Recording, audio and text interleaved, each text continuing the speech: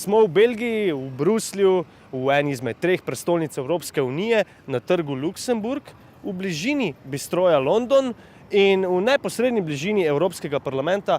Jaša, kaj midva tukaj delava? Midva tukaj zasedava pred in v Evropskem parlamentu in skušava ugotoviti, kaj se tukaj dogaja. Kaj se dogaja v evropskih institucijah in kako so v bistvu povezane z državljani Evropske unije in z nama je ena izmed pravih Evropejk. Naj se kar sama predstavi. Moje ime je Ana, prihajam iz Hrvaške, ampak delam tukaj v Bruslju in počutim se tudi kot Evropejka. Živela sem v številnih državah Evropske unije in tukaj delam za eno okoljevarstveno organizacijo. Tudi govoriš nekaj evropskih jezikov, ne? Ja, angleščino, francoščino, nemščino, slovenščino, hrvaščino, ja.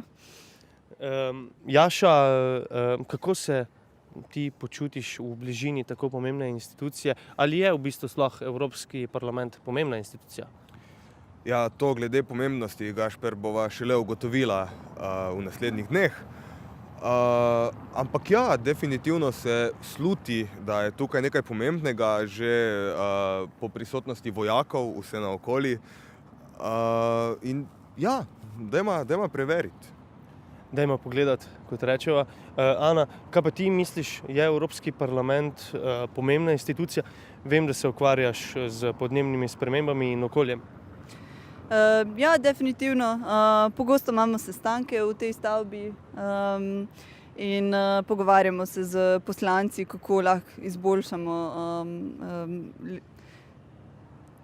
legislativne stvari glede podnebnih sprememb.